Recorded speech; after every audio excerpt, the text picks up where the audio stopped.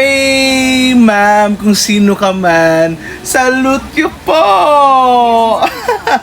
Yeah, we are here to sympathize. We are from Belgium, Germany, and Nilipan ba kayo? Germany with our own money. Our reporter from ako rin, taga-ABS-CBN, Zen Hernandez po. Sen Hernandez.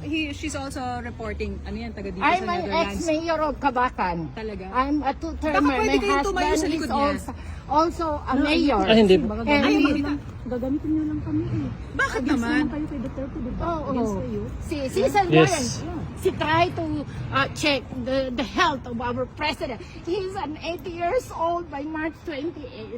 So pwede nga po, He was diba? kidnapped in the Philippines. Oo. Kasi parang we will mention na nandito yung supporters. Sa totoo lang, syempre may magsasabi na hindi pinapakita ang supporters now. We're showing Oh, people. yeah. That's what You we're can looking show for. us that we are not paid. Yes, yes. Yes, Yeah. sir. And he's my husband. Are you married to Yeah. Yeah. He married at the Manila. From the Philippines. Yeah, we Yeah. have over here. Kanina lang mag-email lang. Email mo. Guys, everyone, every Duterte supporter must do this. Eto, dapat tayo maging matapang. Pag may mag-interview sa inyo from mainstream fake news media like ABS-CBN, Rappler, GMA, and every mainstream media na alam natin nagpapakalat ng fake news except SMNI, no? Kasi only SMNI ang naghahatid ng tunay na balita na hindi bias. So ito ang gawin natin, suplakin natin to mga putang inang mainstream media like ABS-CBN and GMA and Rappler and everything. Because again, hindi na to yung time na pabebe. It's time for a revenge. Maghigante.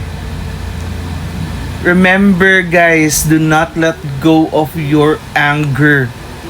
Your emotion, it's very important. That hatred that you feel right now is also what I feel. I am so frustrated. Kaya nga, if ever man lang, I am so fucking ready. Wala na akong takot. Ni-remove ko na. And hopefully you do the same. Kasi this is only our hope. Ano maasahan nyo sa loyalista? Ano maasahan nyo sa mga campings? Yung mga campings nakipagsanib pwersa na sa mga bangag.